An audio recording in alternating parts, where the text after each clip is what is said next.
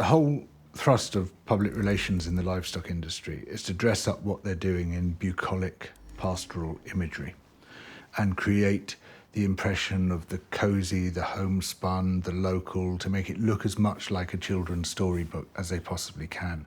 There's something fundamentally wrong, and I think people must know that deep down.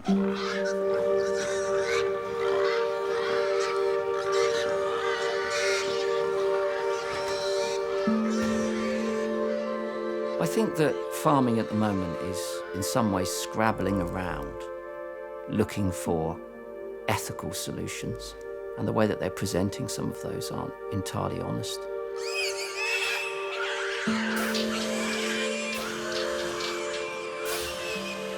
All the realities of this industry, the cruelty, the destruction, the economic realities of the industry, these are airbrushed. And it's surrounded by this massive cultural rampart which defends it from criticism. There's a real discrepancy between what people believe is taking place inside slaughterhouses and farms, but what actually is happening on the ground.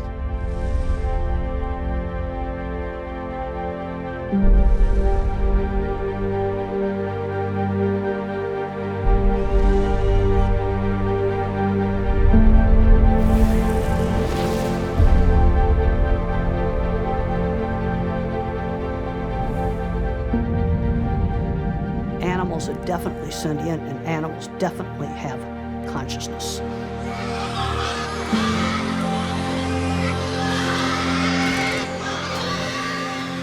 Pigs in groups are moved into gondolas and lowered into a pit in the ground which contains high concentration carbon dioxide gas. Once it exceeds about 30%, pigs start to exhibit signs of distress as the carbon dioxide concentrations build up in the bloodstream and oxygen is depleted. There's a sensation of breathlessness and air hunger. This results in hyperventilation, gasping, respiratory distress.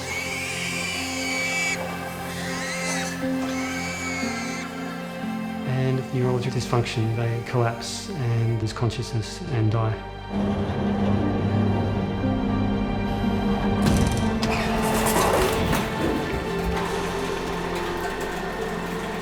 Now you go into CO2, that's not instantaneous. So how's the animal feeling during induction?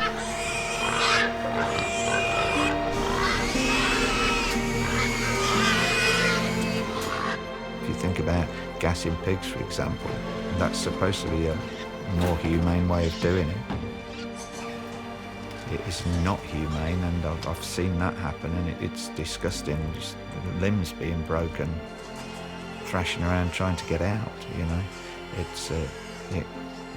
Seeing that was actually quite traumatic for me as well. I don't think anyone would watch that and say, this is how I think we should kill animals. It's horrifying. It's a really terrible way to die. The process of gassing was a process that really pushes the limits of what could be legal in terms of a humane slaughter method. The agony they're experiencing here, it's like they're being boiled alive. You know, this is equivalent to being burned alive. There's no way out of the chamber. If the truth come out in a big way about this, I think it would completely shatter people's entire paradigm.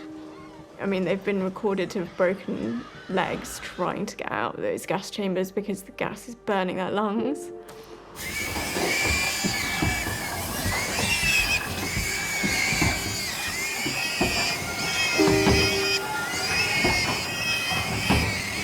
Every animal has an inbuilt instinct to survive, and they make it very clear that they don't want to die at slaughterhouses by trying desperately to escape.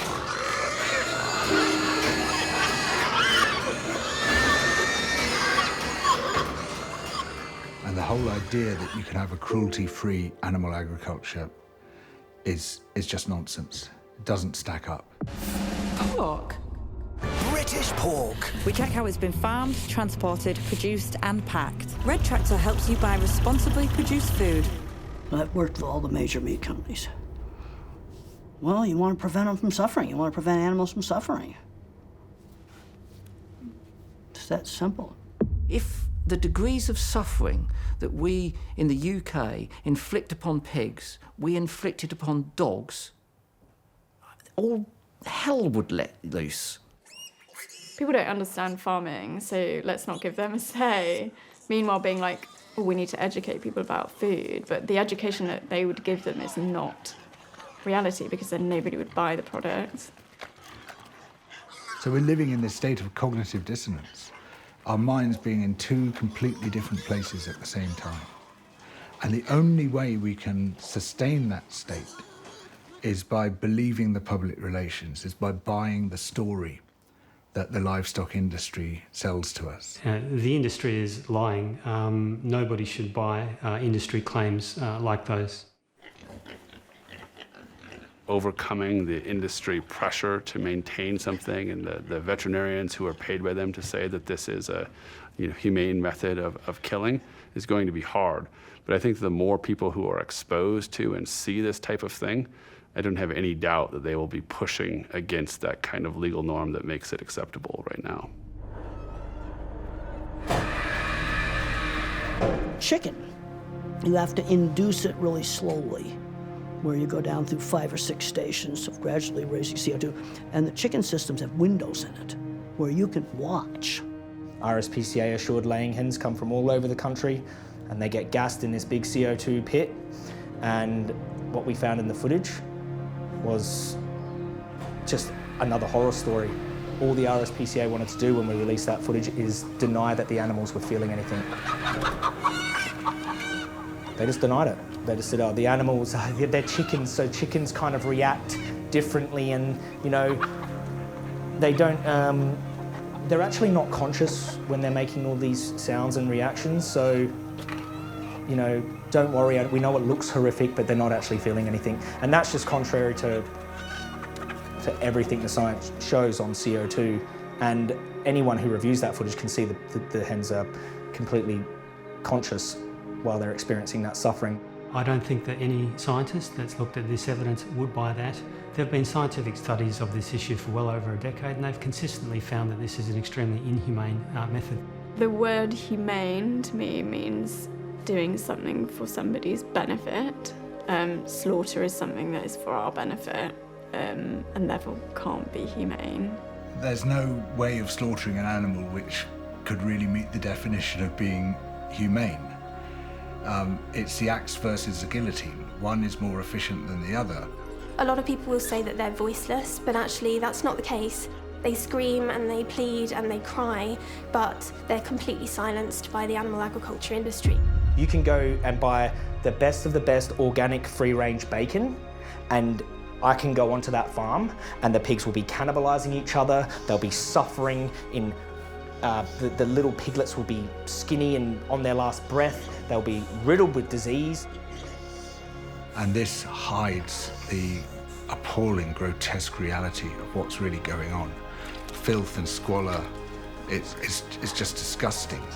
And the difference between the image and the reality is poles apart. Well, nothing can be perfect. There's always certain factions in the industry that don't want to be transparent. You get the lawyer faction that says, okay, we got to board up the fortress and keep everybody out. It's completely hidden from consumers. Don't buy the propaganda that they're trying to sell you.